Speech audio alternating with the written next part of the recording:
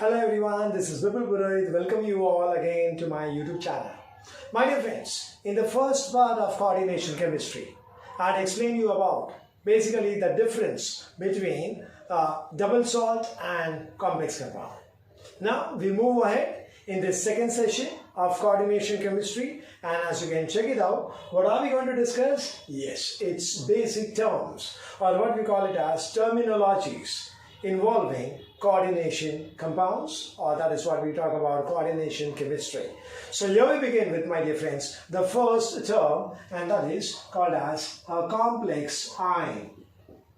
Now as the name suggests, my dear friends, when you talk about ion, so we are going to say it is electrically charged species. Ions are charged species, you know this very well. So they are going to be electrically charged species. That's the first point we need to say. Next thing what we have to say is, and that is, now generally, there are exceptional cases, but then generally, one, or what we call it as a central metal atom or ion. Okay, it can be more than one as well, okay, but then we call it as multi-center compounds as well. But generally we consider is what? One. So one, or what we call it as a central metal atom or ion. So that means the metal can be either in a neutral state or it can be in a charged state.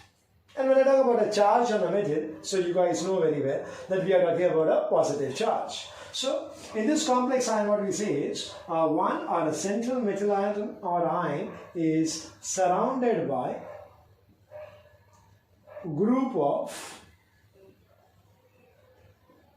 neutral.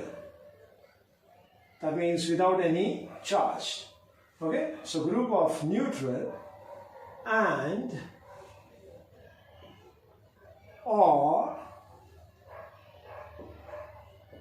ion species. Okay, they are surrounded by what? A group of neutral and or ionic species. So that means it can be either neutral or charged. Okay, so this is group. So when I talk about group, so that means there are going to be many. So they are going to be surrounding the central metal atom or ion. Okay, so this particular part is called as what? A complex ion. So two things you need to remember over here, my dear friends. And first one is, it is going to be electrically charged. So it will be having a charge. It's not being specified, so you can take it into two sense. ये दो तरीके से हो सकता है, या तो वो पॉजिटिवली चार्ज हो सकता है या तो नेगेटिवली चार्ज हो सकता है, जिसमें जो मेटल एटम है या फिर आयन है वो सेंटर पे होगा और उसके आजू बाजू में there can be either neutral okay species या फिर आयनिक स्पीशीज. आयनिक स्पीशीज का मतलब होता है चार्ज स्पीशीज. ओके, अब दोस्तों ये जो मैं बता रहा हूँ कि about a group of neutral और आयनिक स्पीशीज जो मेटल एटम को सराउंड करते हैं, उनको हम बोलते हैं दोस्तों ligands. Okay, what we call it as ligands. So we go into the second term now, and that is ligands. So as I said, that they are going to be a group of neutral and or charged species surrounded by, यानी neutral और charge दोनों भी हो सकता है, सिर्फ neutral हो सकता है, सिर्फ चार्ज स्पीशीज हो सकता है, इसलिए एंड और charge species. Okay, which is going to surrounding the central metal atom or ion in a coordination compound. तो इस तरीके से what we can say is, compound है तो ऑब्वियसली वहाँ पे बॉन्ड होना ज़रूरी है. ओके, और बॉन्ड है तो कम से कम दो स्पीशीज होना ज़रूरी है. तो यहाँ पर एक होता है सेंट्रल मेटल और उसके आजू बाजू में कौन होते हैं? लिगैंड्स. यानी हम ऐसा बोल सकते हैं मेटल और लिगैंड के बीच में जो प्रोपोर्शन है, जो रेशियो है, वो है 1:many. Okay, it is what? 1:many. It's not 1:1. Okay, और जब इन दोनों के बीच में बॉन्ड बन जाता है तो एक कंपाउंड बन जाता है और उस कंपाउंड का नाम क्या है? जी हाँ, कोऑर्डिनेशन कंपाउंड्स. ओके, अब दूसरी बात बताना चाहता हूं मैं, यहाँ जहाँ तक लिगैंड्स का सवाल है, और वो ये है कि वो न केवल एक ग्रुप है जिससे न्यूट्रल या चार्ज स्पीशीज होना चाहिए, लेकिन उसके साथ साथ it also has a ability to donate pair of electrons to the central metal atom or ion. Okay, to a central what? Metal atom or ion. तो ये होना बहुत जरूरी है दोस्तों. So I hope you understand this now very well. कि we have a donor and an acceptor species behaving as a ligand as well as metals respectively. Okay, ligands are called as electron donors. वो electron donate करेगा, metal उसको accept करेगा. आई बात समझ में? So यहाँ पर it can be either in the form of a metal atom. कभी कभी metal atom भी यहाँ पर electron accept करेगा. जी हाँ दोस्तों, आपने सही सुना है. Okay, क्योंकि कई बार क्या होता है कि students say that how can it is possible? Okay, we have always learned from the lower classes that the metal have an ability to lose electrons. So now why is he talking about metal accepting electrons? Okay, that's the reason we say that this is not simple, it's complex.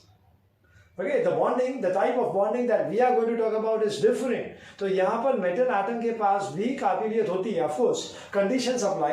Okay, I don't say that I can take any of the metal, no. There are some conditions applicable. We will be discussing as we go ahead in this particular concept. ठीक है, लेकिन यहाँ पर मैं आपको बताना चाहता हूँ कि जी हाँ दोस्तों, metal atom also has an ability to accept electrons or it can be a metal ion also. ये तो थोड़ा सा बहुत समझ में आ जाता है, वो काफ़ी सिंपल है कि metal ion है तो ऑब्वियसली उसके ऊपर पॉजिटिव चार्ज है, इलेक्ट्रॉन्स का चार्ज नेगेटिव है, तो पॉजिटिव और नेगेटिव प्यार तो होना ही था दोस्तों.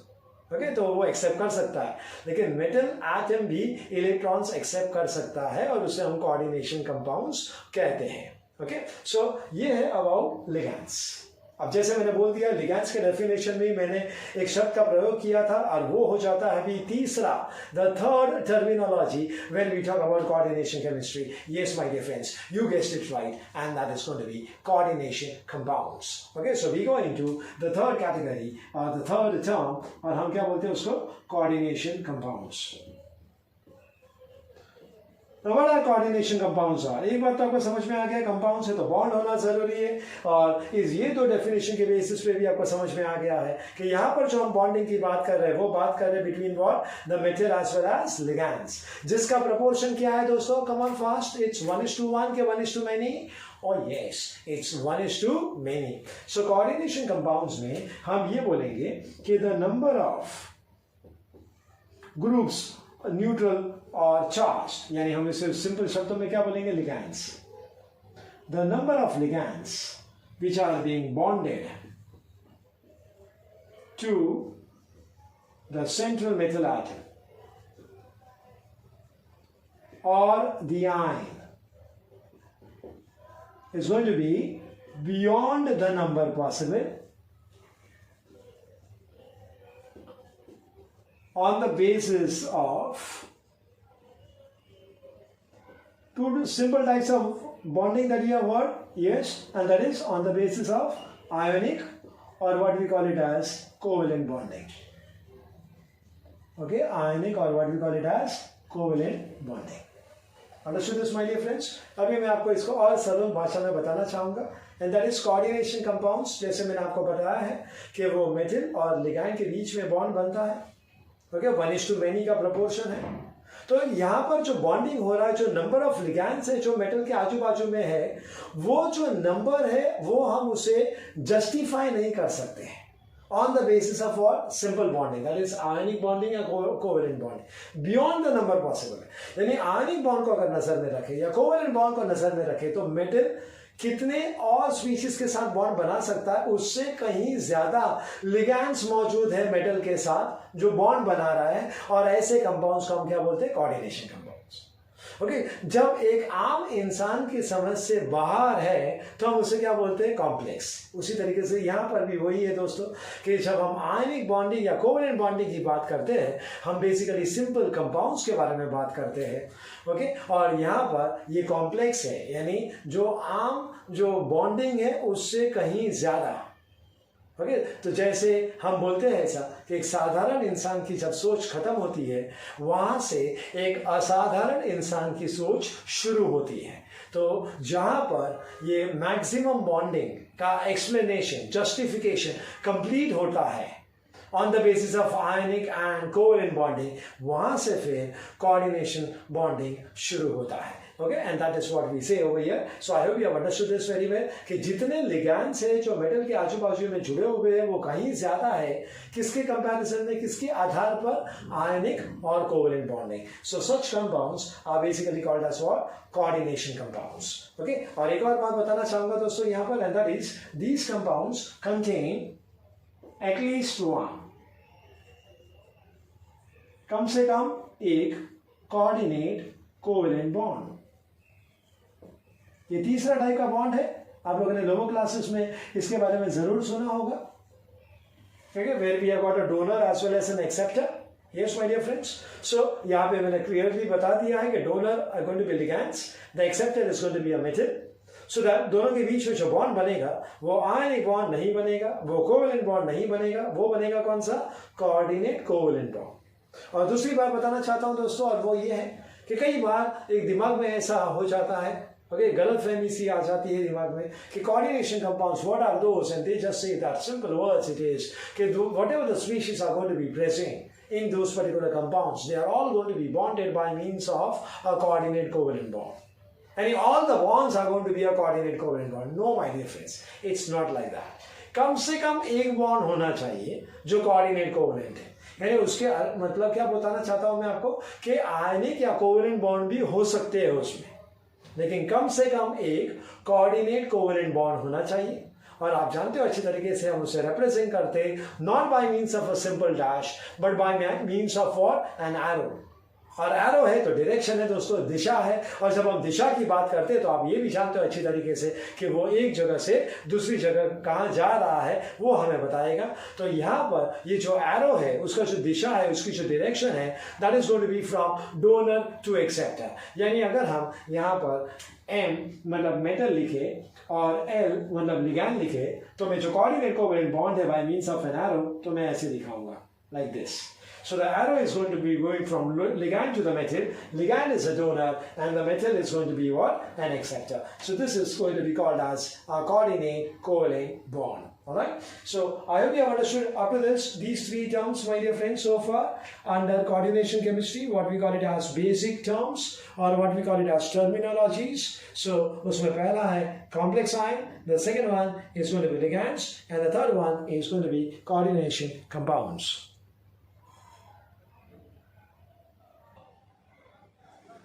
Alright, my dear friends, now you have already understood the three terms, complex ion, the coordination compounds, what are they called, and the ligands. Now we are going to discuss about the fourth important term, और इसे हम बोलते हैं coordination sphere. Okay, what are we going to call it as? Coordination sphere. अब दोस्तों अभी तक जो मैंने तीन टर्म्स आपको एक्सप्लेन किया है उसके आधार पर आपको एक बात तो समझ में आ गई कि यहाँ पे जो सबसे इंपॉर्टेंट बॉन्डिंग है वो है मेटल और लिगैंड के बीच में. ओके, और उसके वजह से ही कोऑर्डिनेशन कंपाउंड बनता है. सो हम क्या बताएंगे यहाँ पे कि the metal and the ligands are enclosed, वो अंदर है किसके, in a square bracket. They are enclosed in what? A square bracket. इस तरीके से, ये है स्क्वायर ब्रैकेट. ओके, इस तरीके से.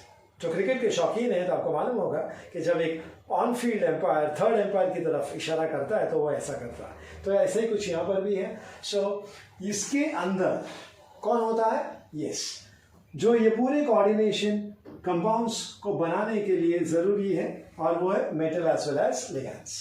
And this square bracket is known as what? Coordination sphere. Okay, इसे क्या बोला जाता है? Coordination sphere. या फिर हम उसे क्या बोलते हैं? दूसरा वर्ड है and that is inner sphere. क्योंकि ये square bracket के अंदर कौन है? मेटल और लिगैंड, जो बहुत मायने रखता है जहाँ तक कॉम्प्लेक्स कंपाउंड्स का सवाल है. और मैं सिंपल शब्दों में बताना चाहूँगा दोस्तों कि मेटल नहीं है, लिगैंड नहीं है तो कोऑर्डिनेशन कंपाउंड भी नहीं है. कोऑर्डिनेशन कंपाउंड का जो वजूद है वो मेटल और लिगैंड्स की वजह से है, और वो ये इसके अंदर है, और इसलिए हम इसे क्या बोलते हैं, इनर स्फीयर। ओके, और इसके बीच में जो बॉन्ड बनता है वो कोऑर्डिनेट कोवलेंट बॉन्ड है, इसलिए हम उसको कोऑर्डिनेशन स्फीयर का भी नाम देते हैं। ओके, अब मैं आपको एक एग्जांपल से ये सब कुछ एक्सप्लेन कर देना चाहूंगा कि जो भी टर्म्स मैंने फिलहाल आपसे डिस्कस किया है तो उसके बारे में एक नजर डालेंगे through a particular example, and that is हमने कंसीडर किया है ये CuNH3,4SO4। ओके, हम ये कंसीडर करते हैं। Okay, now here if you can see CuNH3,4SO4, this is what is a coordination sphere. Okay, हम इसे CS का नाम देते हैं। Okay, what you call it as coordination sphere. ठीक है, इसके अंदर कौन है, कॉपर है जिसके ऊपर 2+ चार्ज है, और उसके पास है ammonia. Okay, ammonia will behave as a ligand, और आप देख सकते हो कि उसमें जो प्रपोर्शन है वो है 4 times of ammonia and only 1 of copper. तो ये जो है वो सेंट्रल मेटल आयन हुआ। ओके, ये अमोनिया इज अ लिगैंड, दोनों के बीच में जो बॉन्डिंग है, और वो दोनों किसके अंदर है, ये स्क्वायर ब्रैकेट के अंदर है। So this is called as a coordination sphere. Okay, ये जो SO4 है that is called as a simple ion, या फिर इसे हम लोग ये भी बोलते हैं काउंटर आयन। क्यों काउंटर आयन बोलते हैं? काउंटर मतलब क्या, अपोज करना, और आयन है मतलब चार्ज। तो जो इस पर्टिकुलर कोऑर्डिनेशन स्फीयर के ऊपर जो चार्ज होगा उसको नलीफाई करना है, उसको कैंसिल करना है, तो एक और आयन उसके बाहर होगा। अभी वो डिपेंड करता है, कोऑर्डिनेशन स्फीयर डिपेंड करेगा, वो पॉजिटिव आयन भी हो सकता है, नेगेटिव आयन भी हो सकता है। ओके, अगर coordination sphere is positively charge तो counter ion will be negatively charge and vice versa. अब यहां पर देखिए, ये जो अमोनिया लिगैंड है, ये लिगैंड इज न्यूट्रल। दोस्तों, there is one concept that is called as about types of ligands, which I am going to post it in my upcoming video about what are the basis of classification of ligands. Okay, so फिलहाल इतना ध्यान में रखिए कि यहाँ पे ये जो न्यूट्रल है वो कौन है, अमोनिया है। ओके, तो कॉपर के ऊपर +2 चार्ज है, यानी ओवरऑल कोऑर्डिनेशन स्फीयर के ऊपर कौन सा चार्ज आ गया, +2। यानी अगर ये SO4 नहीं होता तो मैं यहाँ पे क्या लिखता, +2, और हम उसको क्या बोलते फिर, यस, कॉम्प्लेक्स आयन। हम उसको क्या बोलते हैं, कॉम्प्लेक्स आयन। अभी SO4 इसके साथ जुड़ गया है, तो SO4 क्या करता है, ये कोऑर्डिनेशन स्फीयर का +2 चार्ज नलीफाई करता है, कैंसिल करता है, उसको हम लोग क्या बोलते हैं, काउंटर आयन, क्योंकि SO4 के ऊपर -2 चार्ज है, सो -2 and +2 becomes 0. The overall this part CuNH3,4SO4 now will be called as coordination compounds, और लिगैंड तो मैंने आपको बता दिया, that is ammonia. Alright, I hope you have understood up to this. Okay, the last term, the number 5th, मैंने complex ion बताया आपको, मैंने आपको लिगैंड बताया, मैंने आपको कोऑर्डिनेशन कंपाउंड बताया। Next we go into its coordination sphere, and now the 5th one we call it as the coordination number.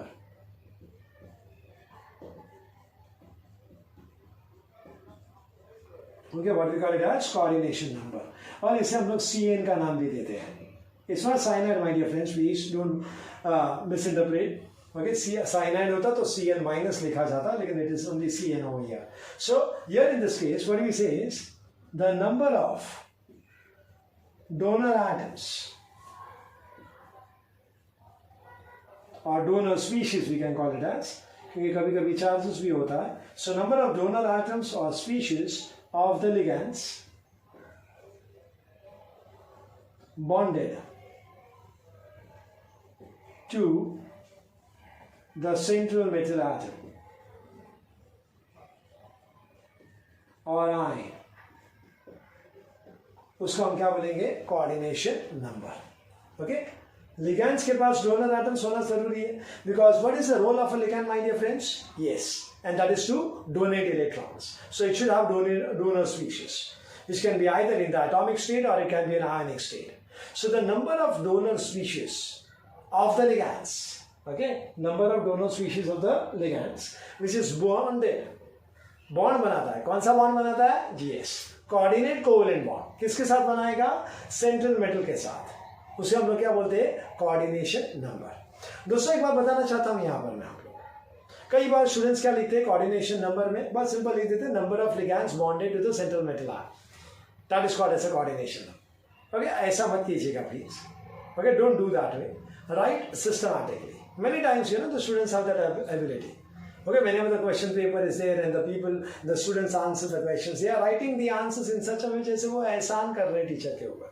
Okay, ऐसा बोलना चाहते हैं वो आंसर के जरिए कि मार्क्स देना है तो दो, नहीं तो जाओ. So please don't do that, my dear friends.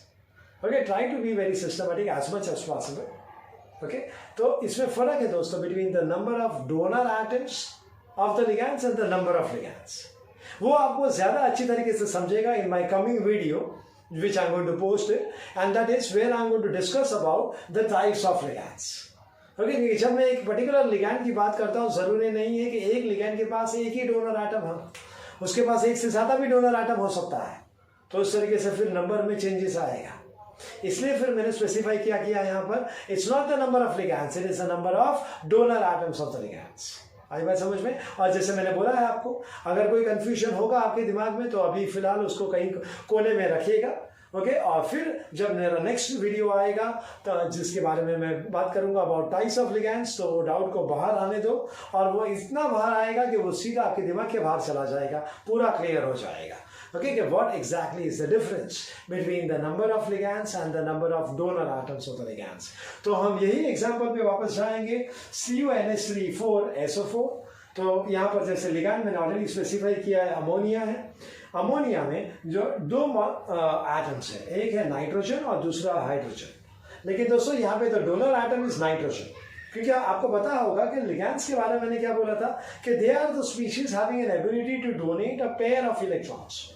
Okay, अभी सिंपल सी बात है, अगर आपको कोई भी चीज़ देनी है तो आपके पास होनी चाहिए. अब हाइड्रोजन के पास है ही एक इलेक्ट्रॉन, तो वो कैसे दो देगा? आई बात समझ में? I guess it's logic. I hope you understand this. So इसलिए hydrogen can not be a donor atom. The donor atom is what? Nitrogen. Okay, so एक अमोनिया में एक नाइट्रोजन है, तो इस तरीके से 4 अमोनिया में कितना नाइट्रोजन होगा? 4. और इस तरीके से मैं यहाँ पे लिखता हूँ coordination number of this particular complex is going to be what? 4. Okay, so this is all, my dear friends. Okay, with respect to the terminologies, or what you call it as basic terms involved in coordination chemistry, and those are 5 of them. पहला है complex ion, दूसरा है ligand, तीसरा है coordination compounds, the fourth one is coordination sphere, and the fifth and the last one is coordination number. So I hope, my dear friends, that you have understood all these 5 terms very well. Stay tuned to my channel. Please be updated by subscribing my channel, because in the coming videos I am going to explain you about what is the basis of classification of ligands. So thank you so very much.